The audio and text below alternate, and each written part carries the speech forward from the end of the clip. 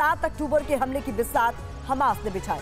मोहरे भी हमास के ही थे, मगर अब ये पूरा खेल इजराइल अपने हिसाब से खेल रहा है। जिन 240 बंधकों के बदले हमास ने इजरायली जेल में कैद अपने साथियों की रिहाई की डील प्लान की थी, वो डील अब सील करेगा इजराइल।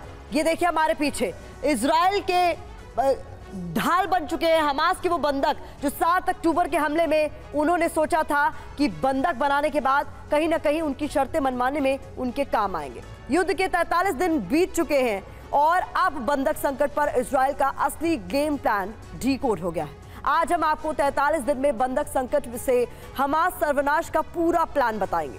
साथ ही वो एक फैसला भी बताएंगे जिसके दो पहलू हैं।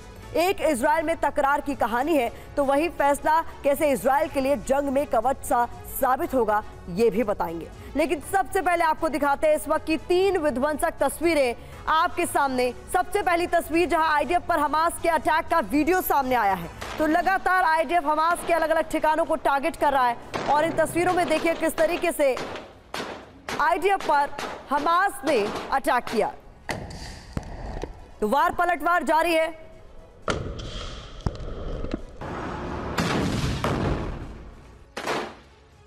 तो इन तस्वीरों में आप देखिए लगातार आईडीएफ की तरफ से जो भी हमले किए जा रहे थे उसका बाकायदा वीडियो जारी किया जा रहा था, लेकिन ये हमला आईडीएफ पर हुआ है हमास द्वारा और अब उसका भी वीडियो सामने आया। गोलियों की तड़तड़ाहट साफ तौर पर इस वीडियो में सुनाई दे रही है। आईडीएफ पर हमास के अटैक का ये लेटेस्ट वीडियो आपके सामने, जहां आमने सामने की जंग दोनों के ही बीच जारी है। और अगली तस्वीर आपके सामने जहां हिजबुल्लाह के अटैक के सबूत भी मिल रहे हैं। तो एक तरफ हमास और दूसरी तरफ हिजबुल्लाह लगातार आईडीएफ को चैलेंज कर रहा है। ये तस्वीरें आप देखिए, हिजबुल्लाह के अटैक के सबूत इन तस्वीरों में साफ तौर पर नजर आ रहे हैं। तो लेबनान की ओर से लगातार हिजबुल्लाह एक बड़ा चैलेंज बना हुआ है और इन तस्वीरों में आप देखिए हिजबुल्लाह किस तरीके से अटैक कर रहा है, इसके सबूत भी सामने आए हैं।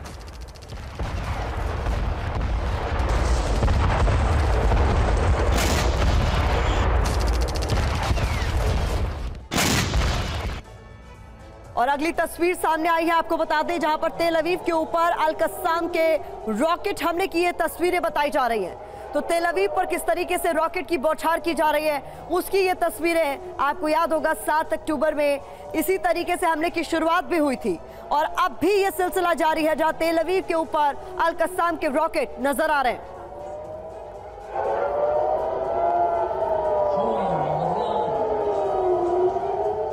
कुछ और तस्वीरें आपके सामने रख देते हैं। हमास के हथियार डिपो पर बम किस तरीके से बरसाया गया है ये आप देखिए।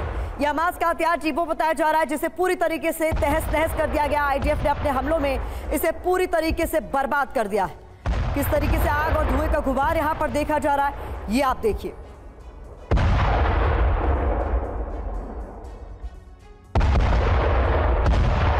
इजराइल के बंधक प्लान पर बड़ा खुलासा हुआ है। हमास के खाते का बंधक प्लान कनेक्शन सामने आया है। ये इस वक्त की बड़ी खबर इजराइल के बंधक प्लान पर बड़े खुलासे से जुड़ी हुई है, जहां हमास के खाते का बंधक प्लान कनेक्शन अब नजर में आ रहा है। बता दें इसको लेकर कुछ बड़ी जानकारी निकलकर सामने आई है। आप तक ये बड़ी खबर हम पहुंचा रहे हैं जहां इजराइल के बंधक प्लान पर बड़ा खुलासा हुआ।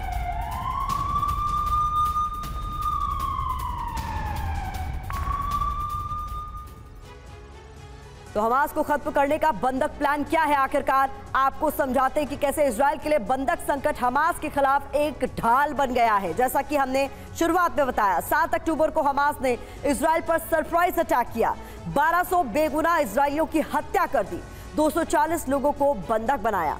सोचा था उसने कि बंधकों के बदले इजराइल को झुका देगा, सौदेबाजी करेगा, मगर ऐसा होता हुआ नजर नहीं आ रहा है। इजराइल ने हमास के प्लान को ही पलट दिया है। उन्हीं बंधकों की रिहाई और आत्मरक्षा के नाम पर आधे गाजा का विनाश इजरायली डिफेंस फोर्सेस ने कर दिया है।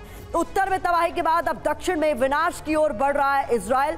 अस्पताल, स्कूल और रिहायशी इमारतों पर भी हमले उसकी तरफ से किए जा रहे हैं। इसका अंतर्राष्ट्रीय विरोध भी हो रहा है, मगर इजराइल ये कहकर अपनी कार्रवाई को जस्टिफाई कर रहा है कि जहां हमले हो रहे हैं वहां हमास के ठिकाने हैं जहां बंधकों को रखा गया है। इसके पक्ष में अमेरिका समेत तमाम यूरोपीय देश इजराइल का समर्थन कर रहे हैं, जबकि कई देश इसे मानवाधिकारों का उल्लंघन भी बता रहे हैं। तो किस तरीके से इजराइल ने बंधकों को अपनी ढाल बना लिया है, वही बंधक जिनको छुड़ाने को प्राथमिकता सबसे पहले बताया जा रहा था अमेरिका द्वारा भी और इजराइल द्वारा भी। और बता दें, इस बीच हमारे साथ बेहद खास मेहमान जुड़ गए हैं, इंट्रोडक्शन आपका करवा देते हैं। Lieutenant general retired KJ Singh sir as defence strategic analyst हमें ज्वाइन कर चुके हैं। इसके अलावा हमारे साथ major general retired Sanjay Meston sir as defence expert हमें ज्वाइन कर चुके हैं और colonel retired US Rathore sir हमें ज्वाइन कर चुके हैं एज डिफेंस एक्सपर्ट। आप सभी का बहुत बहुत स्वागत है। केजे सिंह सर, सबसे बड़ा सवाल है कि वो बंधक जिन्हें हमास अब तक अपनी ताकत बता रहा था और उनके बल पर इजराइल से कुछ शर्तें मनवाने की सोच रहा था, अब उन्हीं को इजराइल ने अपनी ढाल बना लिया है। कैसे देखते हैं इस पूरी रणनीति को सर? प्रतिमा, जय हिंद। आपने बहुत ही महत्वपूर्ण विषय को उठाया है। मेरे जैसे लोग जो इजराइल की टैक्टिक्स को पढ़ते थे, हमने भी जब पढ़ा था यही पढ़ा था कि 2010 में जब बंधक का एक्सचेंज हुआ था तो एक सार्जेंट के बदले में इजराइल को लगभग 1000 लोग रिहा करने पड़े थे, जिसमें याहिया सिनवार भी थे जो कि अब हमास के नेता हैं, उनको भी रिलीज करना पड़ा था। तो एक्सचेंज रेट तो जो था वो हम सोचते थे वो एक के बदले में 1000 से भी ज़्यादा। तो इस बार इजराइल ने जो दिखाया है वो अपने आप में एक अलग तरह की मजबूती है। वो ये कह रहे हैं कि हम इससे ब्लैकमेल नहीं होंगे। हालांकि कुछ बंधकों की दुर्भाग्यपूर्ण हालात में मौत भी हो चुकी है, कुछ बंधक की मौत हो चुकी है, ये हमास ने भी बोला है। तो इन सब चीज़ों के बावजूद इजराइल ने ये ठान ली है कि वो जो उनका हेडक्वार्टर और बेस है उसको वो नेस्तानाबूद कर देगा और वो करने में जुटा हुआ है। इम्पोर्टेंट पॉइंट, तो उनका मनोबल है, उसकी जो इच्छा शक्ति है वो एक लाजवाब ही कह सकते हैं, क्योंकि ऐसा हमने नहीं सोचा था इससे पहले। प्रतिभा, जो आप कह रही हैं वो बिल्कुल ठीक। Very important. Sanjay Meston sir, क्या यहाँ पर हमास का बंधक प्लान पूरी तरीके से फेल होता हुआ नजर आ रहा है? क्योंकि जिस तरीके से आईडीएफ आगे बढ़ रही है और हमलों को बिल्कुल भी रोका नहीं जा रहा है, कितनी भी शर्तें लगाई गई, किसी भी शर्त को इजराइल ने नहीं माना और हमले लगातार जारी है। बिल्कुल, जैसे जनरल केजे साहब ने भी बोला है, मैं बिल्कुल एग्री करता हूँ। हमास का बंधक प्लान एब्सोल्युटली फेल हो रहा है, उसमें कोई शक और सवाल है ही नहीं। कारण ये है कि उन्होंने जिस मकसद से ये बंधक बनाए थे, इजरायली सेना और इजरायली गवर्नमेंट बिल्कुल उस पर यील्ड नहीं कर रही है जो उन्होंने पहले गलती की थी। आज की तारीख में यूनाइटेड नेशंस जैसी संस्था जो इजरायली फोर्सेस पे काफ़ी अनवांटेड स्टेटमेंट्स देते हैं, क्या यूनाइटेड नेशंस सेक्रेटरी जनरल ने कभी भी ये मुद्दा उठाया कि ये होस्टेज शुड बी प्रायोरिटी 1? सारी लड़ाई होस्टेज की है। आज हमास अगर होस्टेज रिलीज कर दे तो इजरायली सेना का हर चीज़ में फ़र्क पड़ेगा। और ये जो हमास है ये अपने लोगों को भी मरवा रहा है। इजरायली सेना क्यों घुसी है वहाँ पर? सिविलियंस के खिलाफ नहीं, उनका इरादा बहुत क्लियर था, हमास का डिस्ट्रक्शन करना है, वो फाइनल फैसला है। अगर उन्होंने ये करना है तो उसके लिए जब वो जाएंगे तो उसको ढाल कौन बना रहा है? हमास, उनके वहाँ के पैलेस्टीन सिविलियन को, उनको यूज कर रहा है और साथ ही इजरायली होस्टेजेस को यूज कर रहा है। तो वो ये दोनों को एक एज हथियार यूज कर रहा है। इजरायली सेना बहुत क्लियर है, वर्ल्ड ओपिनियन कुछ भी बोले नहीं करता है, वो अपना मुद्दा हासिल करके रहेंगे एट एनी कॉस्ट व्हाटसोएवर। बहुत इंपॉर्टेंट बात आपने कही है। कर्नल यूएस राठौर, आपसे ये समझना चाहूंगी, तो क्या जिस तरीके से आईडीएफ आगे बढ़ रही है, इजरायली फौज आगे बढ़ रही है, लग रहा है कि जब तक हमास से ये बंधकों को छुड़ा नहीं लिया जाता है पूरे गाजा को साफ कर दिया जाएगा? क्योंकि जो ऑपरेशन नॉर्थ से स्टार्ट हुआ था वो अब दक्षिण की तरफ मूव होता हुआ नजर आ रहा है, लेकिन इजरायली डिफेंस फोर्सेस को इस दौरान, या कहीं इजराइल को पूरा समर्थन भी मिल रहा है। अमेरिका का समर्थन है, बाकी और देशों का, यूरोपियन कंट्रीज का भी समर्थन कहीं ना कहीं मिलता हुआ नजर आ रहा है कि वो जो कर रहा है वो इसलिए कर रहा है क्योंकि बंधकों की रिहाई प्रायोरिटी है। देखिए, जो इजराइल का बंधक के बारे में स्ट्रैटेजी है, इसको समझना चाहिए और लोगों ने इसको कॉपी करना चाहिए। हमास ने गलती की, उन्होंने गिलाड शालित का उदाहरण अपने दिमाग में रख के कि जब एक के बदले 1000 छोड़ सकते हैं तो 250 के बदले में तो जाने क्या क्या दे देंगे। वो चीज इजराइल ने प्रत्यक्ष रूप से कभी नहीं प्रकट होने दी कि बंधक मेरी कमजोरी है, मेरी कमजोर रग है। वो मानते हैं एक्टिव ऑपरेशंस में बंधक मारे जाएंगे, लेकिन इस बार जो इजराइल ने गेम खेला है कि बंधक मारे जाएंगे, वो आपकी गलती है और बंधक मेरी प्रायोरिटी अब नहीं है। हालांकि अंदर से हैं, और हमास ने नहीं सोचा था कि बंधकों के बदले में इतना बड़ा डिस्ट्रक्शन होगा। 2006 से लेकर अभी तक जो उन्होंने राजमहल बनाए थे सारे के सारे ध्वस्त हो जाएंगे, पूरी मिलिट्री कैपेबिलिटी खत्म हो जाएगी, पूरे कार्डर मारे जाएंगे, और अनफॉर्चुनेटली हमास के मैक्सिमम कार्डर ट्रैप हो गए हैं गाजा स्ट्रिप के अंदर। न समुद्र की तरफ जा सकते हैं, न लैंड बॉर्डर खुला है, तो मारे जा रहे हैं, अल्टीमेटली मारे जा रहे हैं। वो बंधक अब उनके काम के नहीं रहे। प्रॉब्लम ये, इसलिए इनकी जो सारी स्ट्रेटजी है खत्म हो गई। और ये भी सोच रहे थे शायद वो साउथ गाजा में ना आए, अब वो खान यूनिस के नीचे से आने की बात कर रहे हैं। तो एक सिचुएशन ऐसी पैदा हो गई कि ये बंधक उनके लिए लायबिलिटी हो गए, उनका स्ट्रांग पॉइंट बंधक कहीं ना कहीं हमास की लायबिलिटी हो गए। वही बंधक जो इजराइल से 7 अक्टूबर को बंधक बनाकर हमास ने अपने पास छिपा कर रखे हुए, और इसी के बिना पर कि उन बंधकों को हम ढूंढ रहे हैं। हमने तस्वीरें देखी है सर, किस तरीके से उत्तरी गाजा को समतल कर दिया गया। यहाँ अब इमारतें नहीं नजर आ रही है, पूरा खंडहर नजर आ रहा है। कुछ ऐसी ही तस्वीरें लगातार सामने आ रही है। उत्तरी गाजा में तो इजरायली डिफेंस फोर्सेस ने हर जगह अपने झंडे फहरा दिए हैं। कुछ ऐसी तस्वीरें भी सामने आई है, क्योंकि ये देखिए तस्वीरें किस तरीके से गाजा पर इजरायली हमला हो रहा है लगातार। क्योंकि जो बंधक अब तक लायबिलिटी नजर आ रहे थे, अब उन्हीं को ढाल बना लिया है इजराइल ने, और लगातार उनकी तलाश के नाम पर ही सही ये हमले गाजा में जारी हैं। कुछ और तस्वीरें आपके सामने हम रखने जा रहे हैं, किस तरीके से गाजा पर इजरायली हमला हो रहा है उसकी तस्वीरें आप देख रहे हैं। और इस बीच बता दें आपको, रात के अंधेरे में हमास का पीछा करते बम, ये तस्वीरें आप देखिए।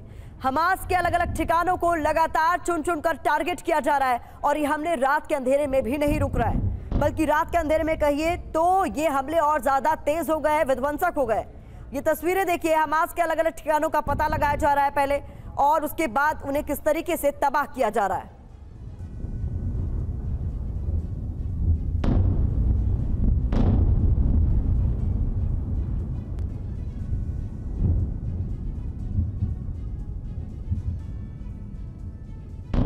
तो ऐसी कई महत्वपूर्ण इमारतें आपको बता दें जिसको लेकर आईडीएफ लगातार दावा कर रहा है कि वहां पर हमास के कमांड सेंटर हो सकते हैं। उसमें खास तौर पर अल-शिफा अस्पताल, जहां पर ऑपरेशन अब भी जारी है, उसको लेकर तो 1 घंटे का अल्टीमेटम पिछले कुछ समय पहले दे दिया गया था, ये कहते हुए कि अब अस्पताल को पूरी तरीके से खाली कर दीजिए, क्योंकि हमें इस बात की गारंटी है कि इसी अस्पताल में हमास का कमांड सेंटर भी और बंधकों को भी यहीं पर रखा गया है। कुछ और तस्वीरें इस बीच आपके सामने हम रखने जा रहे हैं। कहां नॉर्थ गाजा में रात को बमबारी की ये तस्वीरें हैं, ये देखिए आप, नॉर्थ गाजा जहां पर लगभग कब्जा हो चुका है आईडीएफ का, ये दावा उनका। और इसके बाद अब माना जा रहा है कि ऑपरेशन दक्षिण की तरफ जा रहा है। इन तस्वीरों को ध्यान से देखेंगे, गौर कीजिएगा, आपको मस्जिद की मीनार नजर आएगी और उसके आसपास ये जोरदार धमाके हो रहे हैं, क्योंकि यही आईडीएफ लगातार दावा कर रहा है कि वो स्कूल है, वो मस्जिदें हैं, वो अस्पताल है जहां पर हथियार छुपाकर हमास ने रखे हैं और इन्हें अपना सेंटर बनाकर रखा है।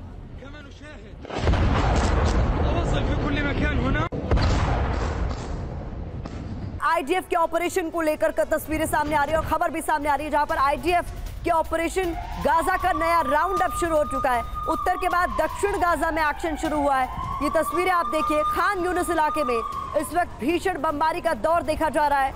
तो नॉर्थ के बाद अब साउथ में बड़ा एक्शन आईडीएफ द्वारा किया जा रहा है, और यहाँ पर भी लोगों को पहले चेतावनी दी गई है बाकायदा, ये कहते हुए कि इन इलाकों को आप खाली कर दीजिए। तो पहले सिविलियंस को नॉर्थ से साउथ की तरफ मूव किया गया, उत्तर से दक्षिण की तरफ, लेकिन अब दक्षिण में भी, दक्षिण गाजा में भी एक्शन की शुरुआत हो चुकी है।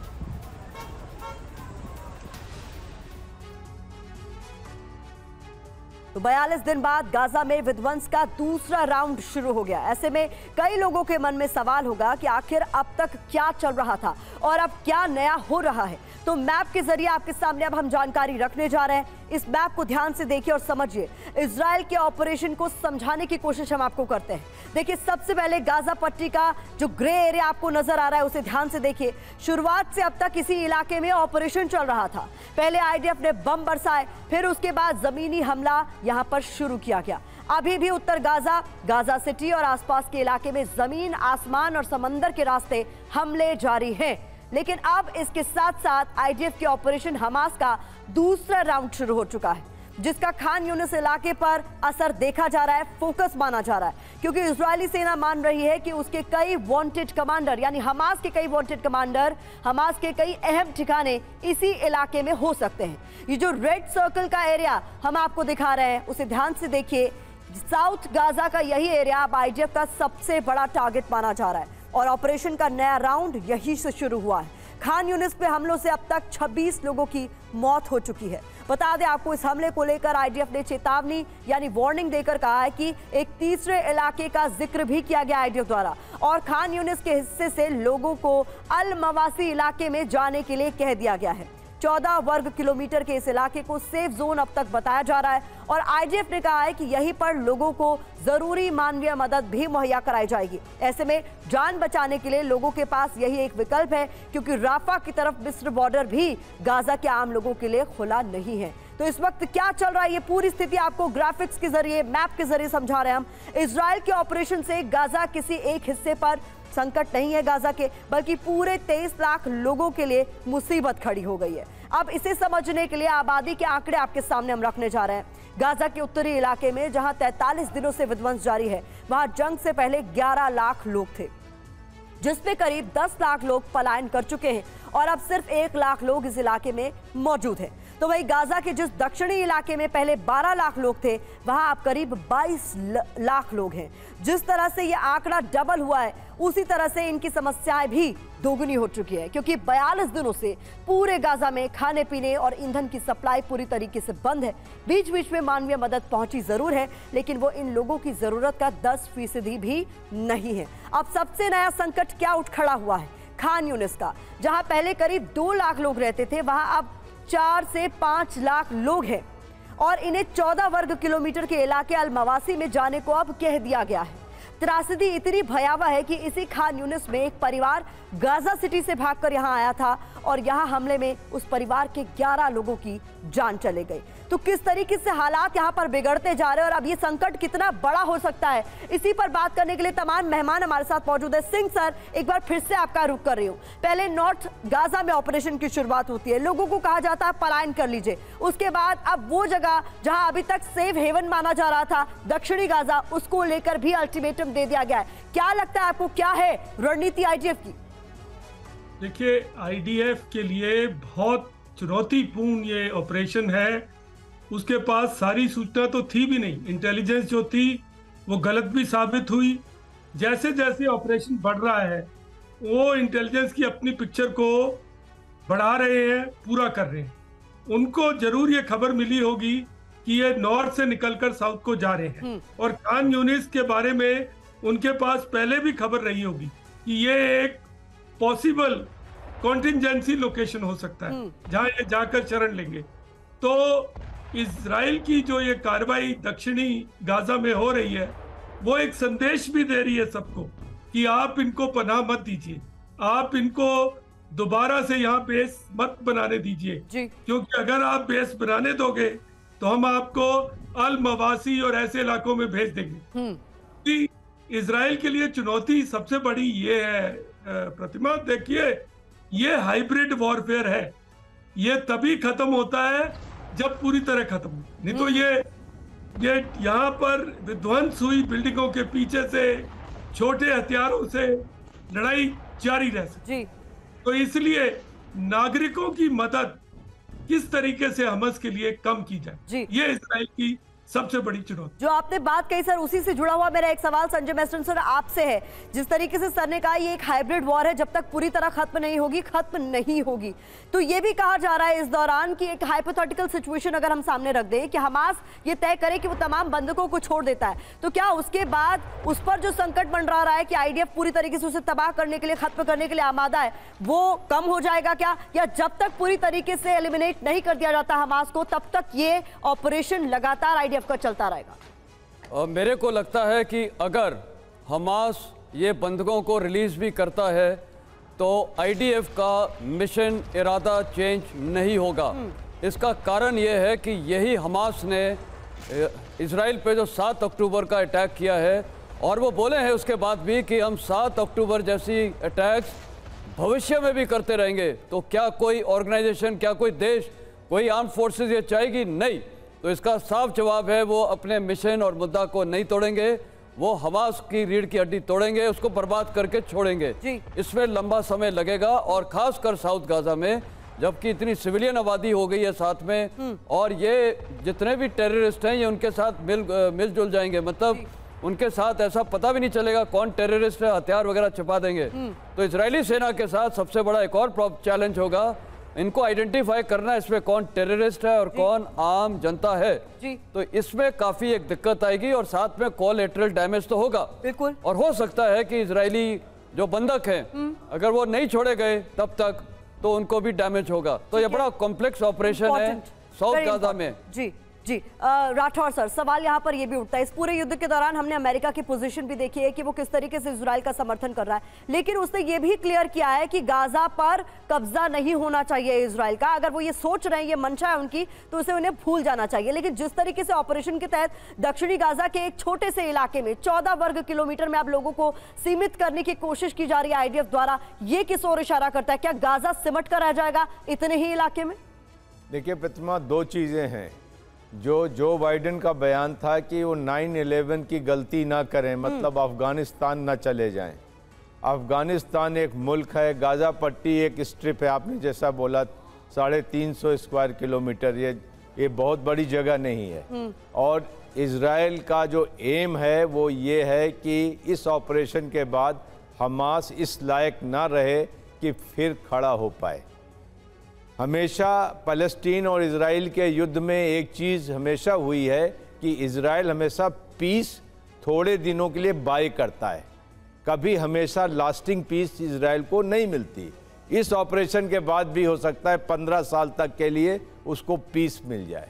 लेकिन इस ऑपरेशन का सबसे बड़ा फॉल आउट जो है वो मैं ये बताना चाहता हूँ, जो सारे मुल्कों की राजधानियों में प्रो पैलेस्टाइन डेमोन्स्ट्रेशन हो रहे हैं, उनके लिए बताना चाहता हूँ कि अगर इजराइल चुप बैठता और ये हॉस्टेज ड्रामा चलने देता, तो ISIS, अलकायदा और जितने मिडिल ईस्ट के बड़े बड़े टेरर ग्रुप्स हैं, इनका मनोबल कितना बढ़ जाता आपको पता है? ये जो सब देख रहे हैं कि हमास के साथ क्या हो रहा है, इसीलिए हिजबुल्लाह भी चुप है।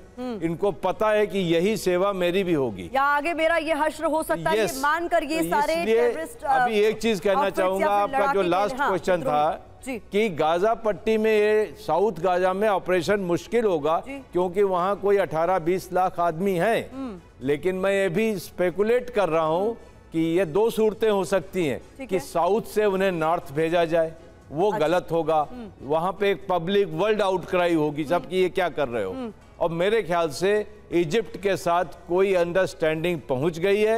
अब ये राफा बॉर्डर खुलेगा, ये सब टेंट सिटीज में जाएंगे और इसके बीच में इजराइल यहाँ की सफाई करेगा।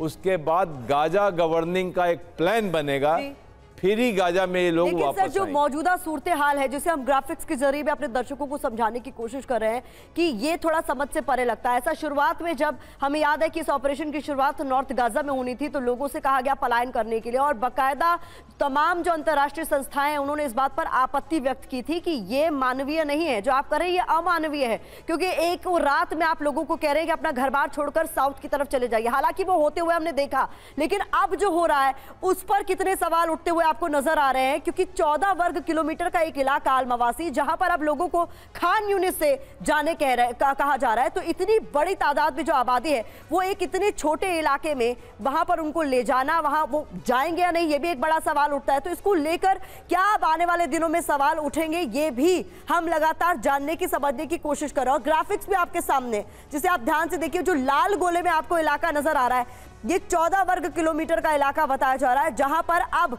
खान यूनिस से लोगों को निकलकर दक्षिणी गाजा के इस जगह पर जाने को कहा जा रहा है। ये अल मवासी है, जिसे हमने एनसर्कल करके आपको दिखाया। अल मवासी में खान यूनिस से लोगों को जाने के लिए कहा जा रहा है। तो अब आने वाले दिनों में क्या हो सकता है, दो पॉसिबल आउटकम्स पर राठौर सर आपने जो बात की उस पर भी आगे विस्तार से बात करेंगे कि आपको क्या लगता है कि आने वाले दिनों में क्या हो सकता है। क्या वापस नॉर्थ गाजा में लोगों को भेजा जाएगा, या फिर राफा क्रॉसिंग के जरिए इजिप्ट में लोगों को जाने के लिए कोई मिड सॉल्यूशन निकल सकता है। अगली बड़ी खबर वाशिंगटन में गाजा के समर्थन में प्रदर्शन को लेकर सामने आ रही है। गाजा में तुरंत हमले रोकने की मांग की गई है इस प्रदर्शन के दौरान।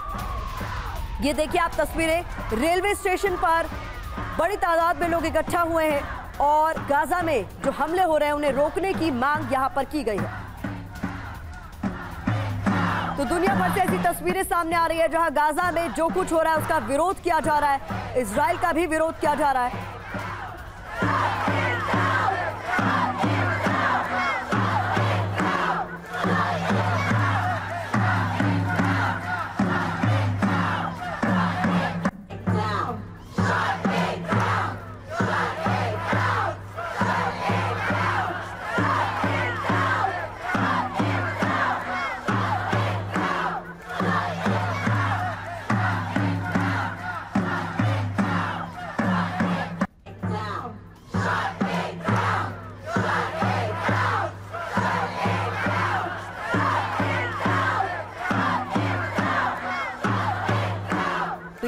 प्रदर्शन करते हुए स्टॉप दिस नाउ ये लगातार कह रहे हैं और इनकी तरफ से साफ तौर पर कहा जा रहा है कि तुरंत गाजा में हो रहे हमलों को रोका जाए। इस बीच अगली बड़ी खबर आपके सामने, यरूशलेम पर लोगों का बहुत बड़ा मार्च हुआ है। करीब 30,000 लोगों ने यहाँ पर मार्च किया है। बंधकों की रिहाई के लिए लोगों ने मार्च निकाला। ये तस्वीरें आप देखिए, हम आपको बता रहे हैं किस तरीके से 7 अक्टूबर को हुए हमले के बाद 240 अभी फिलहाल बंधक बताए जा रहे हैं जो हमास के पास हैं।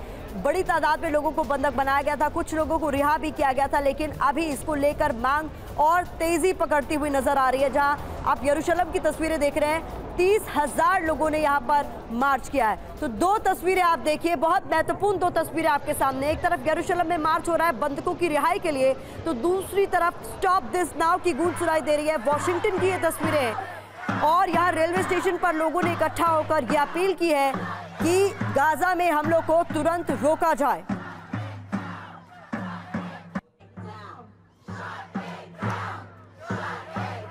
और इस बीच कुछ और तस्वीरें आपके सामने हम रखने जा रहे हैं। ये तस्वीरें आपके सामने होंगी दक्षिणी गाजा के खान यूनिस की, जहां पर अटैक हुआ है। तो दक्षिणी गाजा में अब ऑपरेशन तेजी पकड़ता हुआ नजर आ रहा है। नॉर्थ गाजा के बाद आईडीएफ ने अपने हमले यहां पर तेज कर दिए हैं। दक्षिणी गाजा का ये खान यूनिस इलाका आप देख रहे हैं जहां पर अटैक हुआ है और इसी खान यूनिस इलाके को अब छोड़ने के लिए भी चेतावनी दे दी गई है आईडीएफ द्वारा, क्योंकि यहां पर अब ऑपरेशन और तेज होगा आने वाले दिनों में। इसका अल्टीमेटम आईडीएफ ने साफ तौर पर दे दिया है। तो अब आप देखिए, दक्षिणी गाजा के खान यूनिस में मलबे के बीच अपनों की खोज करते हुए लोगों को देखा जा सकता है।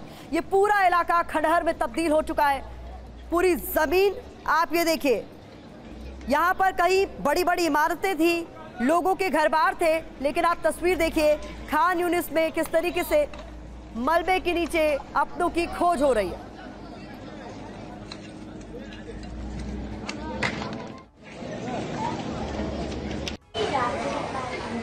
तो तस्वीरें आपके सामने हम रख रहे हैं। दक्षिणी गाजा की टेंट सिटी को खाली करने का आदेश दे दिया गया है। जैसा कि हमने आपको बताया कि अब आईडीएफ ने ये साफ कर दिया है कि अब अगला ऑपरेशन यानी ऑपरेशन 2.0 दक्षिणी गाजा में ही होगा। तो ऐसे में जो टेंट सिटी आपको तस्वीरों में नजर आ रही है उसको खाली करने का आदेश दे दिया गया है।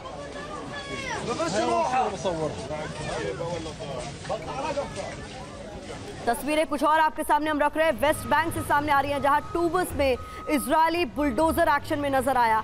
इजरायली बुलडोजर को बड़े स्तर पर इस युद्ध में इस्तेमाल किया गया है। तो ये आप तस्वीरें देख रहे हैं वेस्ट बैंक में किस तरीके से बुलडोजर एक्शन में नजर आ रहा है। ट्यूबस में इजरायली बुलडोजर की ये तस्वीरें। गाजा में तेल टैंकर भेजने पर विवाद हो गया है। बता दें इजरायल में टैंकर भेजने का अब विरोध शुरू हो गया है। नेतन्याहू के फैसले के विरोध में है वॉर कैबिनेट। ये बड़ी खबर सामने आ रही है। तो आपको हमने बताया था किस तरीके से अब मानवीय मदद तो भेजी ही जा रही है, लेकिन तेल का संकट यहाँ पर खड़ा हो गया था गाजा में। तो गाजा में जब तेल टैंकर भेजा गया, अब उस पर ही विवाद हो गया है। नेतन्याहू की वॉर कैबिनेट में इसका विरोध किया जा रहा है।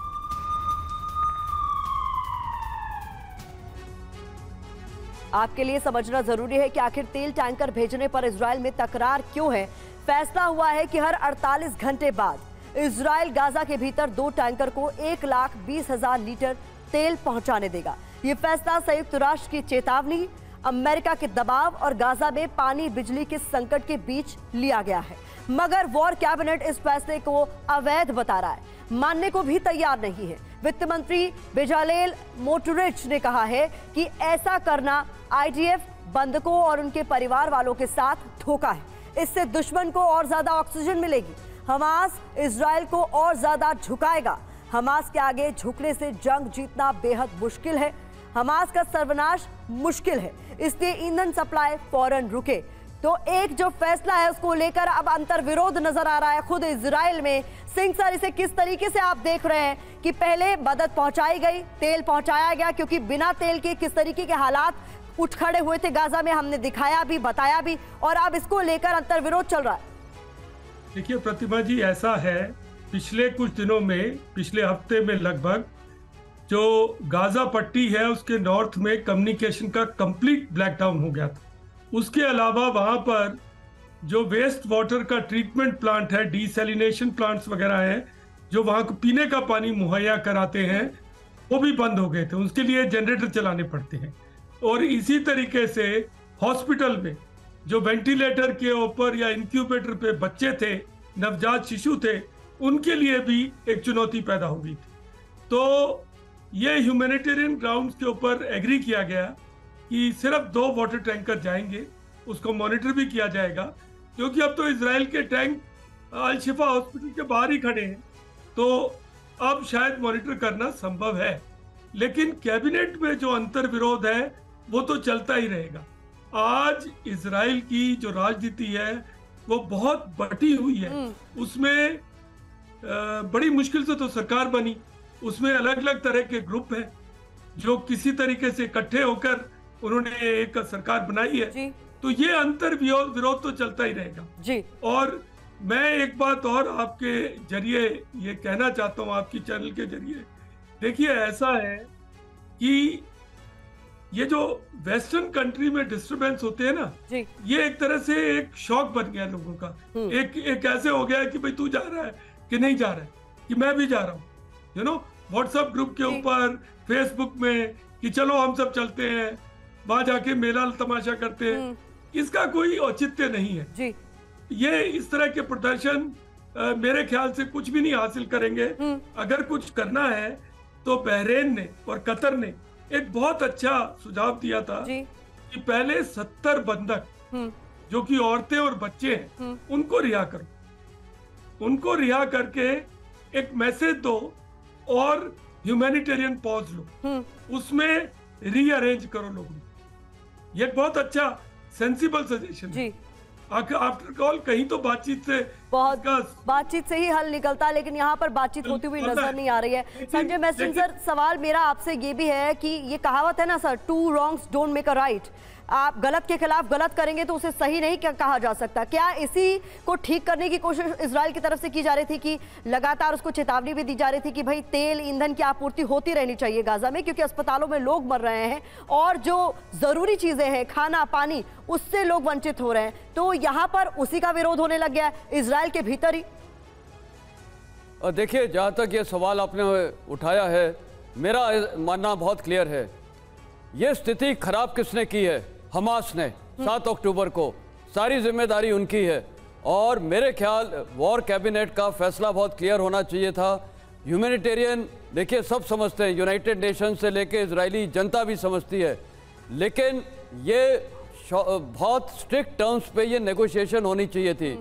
इजरायली प्राइम मिनिस्टर या वॉर कैबिनेट का बहुत क्लियर कट ये होना चाहिए था कि आप होस्टेज रिलीज करिए, ह्यूमैनिटेरियन एड हम आने देंगे, क्योंकि ये हालात जिम्मेदारी किसने की है, ये सारी है हमास की। उनको कॉन्सिक्वेंसेस पे करने पड़ेंगे।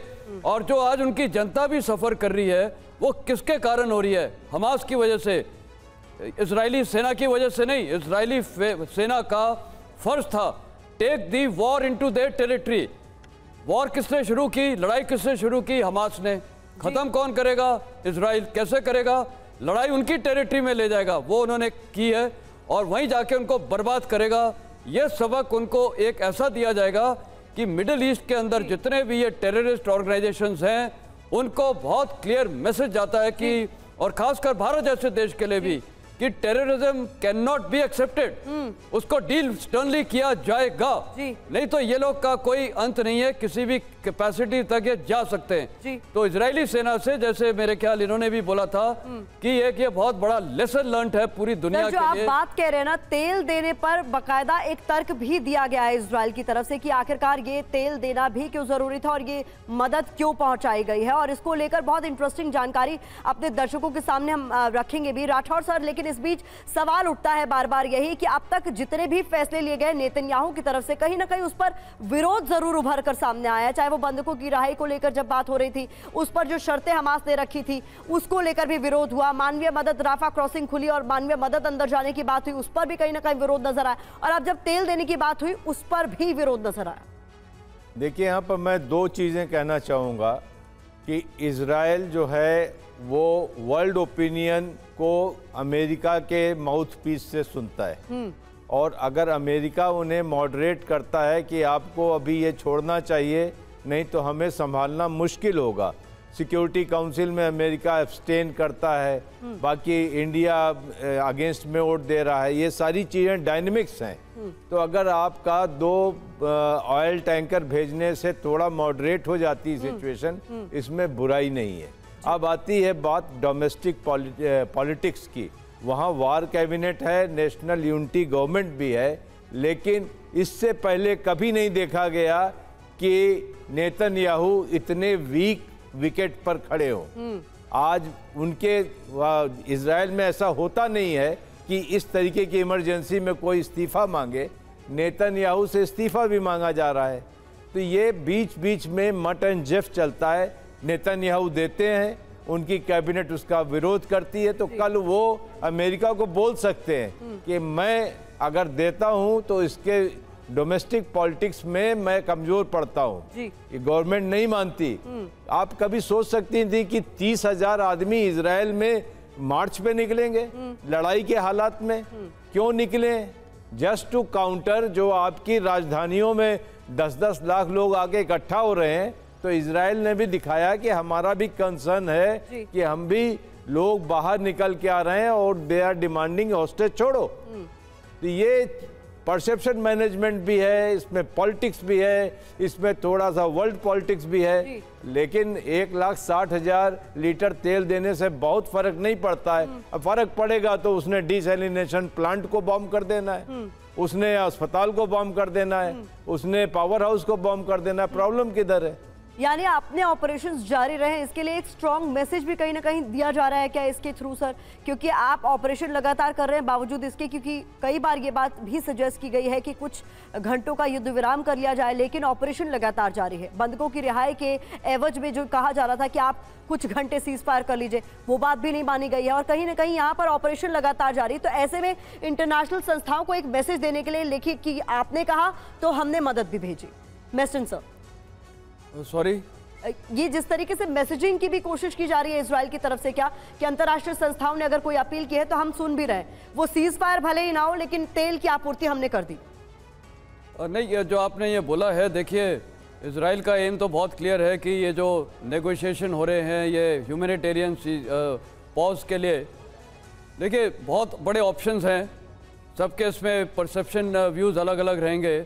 मेरे ख्याल ये लड़ाई का अंत तभी होगा जब ये इजरायली सेना, इजरायली हुकूमत बहुत स्ट्रिक्ट होगी हमास के खिलाफ हर लिहाज से। जब उनको मैसेजिंग बहुत क्लियर मिल जाएगी कि कोई भी ये तो मानने के लिए बात ही नहीं है, एक इंजीनियर हो सकती है चीज। देखिए ये सबसे तकलीफ किसको हो रही है, वहां के फिलिस्तीन लोगों को। एक समय वो भी आ सकता है कि फिलिस्तीन की जनता 40 दिन से ज्यादा हो गए हैं वो तकलीफ में, वो भी समझ रहे होंगे कि ये तकलीफ किसकी वजह से हो रही है, हमास की वजह से, ना कि इजरायली सेना की तरफ से। तो हो सकता है कि ये भी एक स्थिति आए कि हमास के जो पैलेस्टीनियन लोग हैं वो हमास के खिलाफ उठ सकते हैं। वो सिचुएशन हो गई तो आप देखिएगा लड़ाई की डायनेमिक्स बिल्कुल ही चेंज हो जाएगी। पॉसिबल वो भी है, हो सकता है। सिंह सर, कहीं ना कहीं पॉसिबल आउटकम ये भी नजर आ रहा है कि हमास के प्रति अगर थोड़ी बहुत सहानुभूति थी भी या वो बनाने की कोशिश कर रहा था मुस्लिम देशों में ही सही, उसमें कहीं ना कहीं बदलाव आएगा इस थॉट प्रोसेस में, क्योंकि ये जो सफरिंग है फिलिस्तीन के लोगों की, जैसा कि मेस्टन सर कह रहे हैं, वो ऑल बिकॉज ऑफ हमास है। हमास ने ही इन हमलों की शुरुआत की थी 7 अक्टूबर को। देखिए, ये सोचना कि अरब और इस्लामिक देश एकजुट है, ये गलत है। क्योंकि आपने खुद देखा है कि अभी एक शिखर सम्मेलन हुआ था जिसमें Saudi Arabia, United Arab Emirates और बहरीन ने ये लाइन ली कि आप सारे संबंध नहीं तोड़ सकते। उनकी कुछ देश है, उन्होंने अब्राहम समझौता भी किया था, तो वो एकजुट नहीं है उनका। ऐसा देखिए, इसमें कई डायनेमिक्स हैं, जैसे कि दूसरे दोष हमारे एक्सपर्ट भी बता रहे हैं, कहीं ईरान घुसा हुआ है, कहीं हौती जो विद्रोही हैं वो भी घुसे हुए हैं ईरान के साथ, तो इसमें और तुर्की भी अपना रोल अदा कर रहा है। तो इसमें ये एक बड़ी अजीबोगरीब स्थिति है जिसमें अभी हिजबुल्लाह डर के मारे चुप बैठा है, वो लड़ाई में पूरी तरीके से आ ही नहीं रहा है। जी। मेरा तो ये सोचना है कि कुछ दिनों के बाद ये जो हमास है, इसको ये जो बंधक है रिहा करने पड़ेंगे और कुछ सालों के लिए उनको अपना सिर दबाना पड़ेगा और कोई ऐसा तरीका बनाया जाएगा कि गाजा के ऊपर इजराइल और अच्छी मॉनिटरिंग कर सके, ताकि दोबारा से टनल ना बने और वहां इस तरह की स्थिति ना पैदा की। जी, इस युद्ध के पॉसिबल आउटकम राठौर सर आप क्या देख रहे हैं, क्योंकि 43 दिन से ये युद्ध जारी है, बंधक संकट अब भी बना हुआ है और अब जिस तरीके से साउथ में ये पूरा ऑपरेशन मूव हो चुका है, कितना इंटेंसिफाई और होता हुआ से देख रहे हैं? देखिए, इसमें जो पॉसिबल आउटकम ये है कि अभी तक इजराइल ने और अमेरिका ने सक्सेसफुली लेबनान को, सीरिया को रोक के रखा है, कोई ऑल आउट वॉर वहाँ से हुआ नहीं है। अब पॉसिबल आउटकम ये है कि हमास का सफाया होगा, और हमास का नाम हम लोग ज़्यादा ले रहे हैं, वहाँ पर इस्लामिक जिहाद भी है, वहाँ पर रेवोल्यूशनरी काउंसिल भी है, ऐसे वहाँ 8 हैं, 8 ग्रुप्स हैं जो कि उनका सफाया होना है। अभी वहाँ पर मुझे लगता है कि जो वहाँ के रिफ्यूजीज़ हैं वो इजिप्ट में जाने ही पड़ेंगे। वहाँ पर स्क्रीनिंग सेल लगेंगी बड़ी बड़ी, जो इजराइल चलाएगी, वहाँ उसके एजेंट बैठेंगे, फेस रिकग्निशन सिस्टम से हमास वालों को रोका जाएगा, बाकी जाएंगे। और उसके बाद गाजा सिटी में जो वॉर का इंफ्रास्ट्रक्चर, मिलिट्री इंफ्रास्ट्रक्चर है, पूरा तबाह किया जाएगा। और 7 या 8 अक्टूबर को जो नेतन्याहू ने प्रॉमिस की थी कि हम गाजा को टेंट सिटी बना देंगे, अब वो टेंट सिटी बनेगी और उसके बाद ये वापस आके रहेंगे। अब बात आती है कौन इसको गवर्न करेगा। इजराइल इतनी जल्दी मानेगा नहीं, इजराइल गवर्न करेगा गाजा सिटी को जी। और एक चीज़ जो सबसे इम्पॉर्टेंट होती है इन सिचुएशंस में जहां गुर्बत फैलती है, उसको कहते हैं रिसोर्स कंट्रोल। यहाँ पर रिसोर्स कंट्रोल इजराइल अपने हाथ में रखेगा। एक एक बूंद तेल के लिए, एक एक लोफ ब्रेड के लिए, एक एक कपड़े के लिए इनको तरसाएगा, तब इनको समझ में आएगा कि हमारे साथ आपने जो किया उसका नतीजा क्या निकला। बहुत बड़ी बात आपने कही है। यहाँ पर मेस्टन सर सवाल उठ खड़ा होता है, जैसा कि सर अभी जिक्र कर रहे थे राठौर सर, कि कहीं ना कहीं ये भी एक प्लान ऑफ एक्शन हो सकता है कि इजिप्ट की तरफ लोगों को मूव कर दिया जाए। और टेंट सिटी जिसका आप जिक्र कर रहे थे, वो टेंट सिटी क्या इजिप्ट में ही बनेगी आने वाले दिनों में? इसकी भी पॉसिबिलिटी नजर आती है क्या? क्योंकि ऐसी खबरें शुरुआत में सामने आ रही थी कि नॉर्थ गाजा में ऑपरेशन हुआ तो साउथ में मूव कर दिया, अब साउथ में शुरू हुआ है, तो आगे पॉसिबल आउटकम क्या नजर आ रहा है आपको फिर? और देखिए, बिल्कुल सही बोला है कि एक पॉसिबल आउटकम है कि इजिप्ट में कुछ लोगों को भेजा जा सकता है, लेकिन वो भी मेरे को लगता है थोड़ा अनलाइकली है। देखिए ऑप्शन सारे हैं, एक ऑप्शन है कि नॉर्थ भेजा जाए, अनलाइकली, साउथ भेजा जाए, ये इजिप्ट में भेजा जाए, अनलाइकली, वहीं रहें और वहाँ पर उनको थोड़ा कंट्रोल इलाके में रखें, लाइकली, और कोलेट्रल डैमेज होगा, लाइकली। तो ये काफ़ी चीज़ें पॉसिबल हैं। हालात किस प्रकार हैं, हो सकता है वहाँ के जो जनता है, जो मैंने बोला, वो भी एक ऑप्शन है कि वो वहाँ हमास और इस्लामिक जिहाद फाइटर्स के अगेंस्ट जा सकती है। सारे पॉसिबल ऑप्शंस हैं, लेकिन एंड स्टेट में वो बिल्कुल मैं एग्री करता हूँ कि वहाँ पर जब ये लड़ाई ख़त्म होगी, जब भी ख़त्म होगी, एक और उनका मुद्दा रहेगा इजरायली सेना का कि वहाँ के लोगों को डी रेडिकलाइज करना, ये बहुत ज़रूरी है, क्योंकि ये एक हर बार फंडामेंटलिज्म, रेडिकलिज्म पे लाके वो बहुत ज़रूरी है डी रेडिकलाइज करना। वहाँ की लोगों को एजुकेशन, बच्चों को एक शिक्षा दी जाए और उनको एक अच्छा भविष्य दिखाया जाए।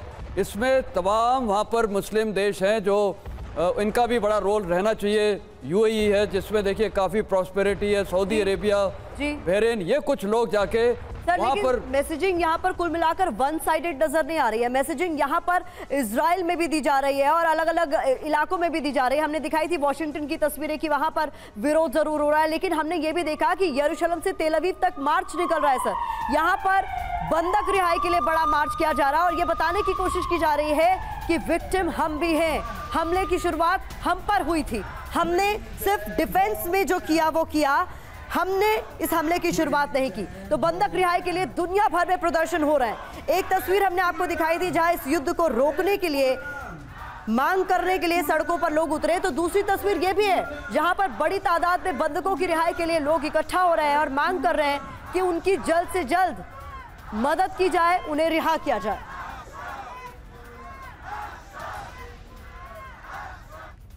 और इस बीच अगली बड़ी खबर आपके सामने, गाजा में तेल टैंकर पर बड़ा खुलासा हुआ है।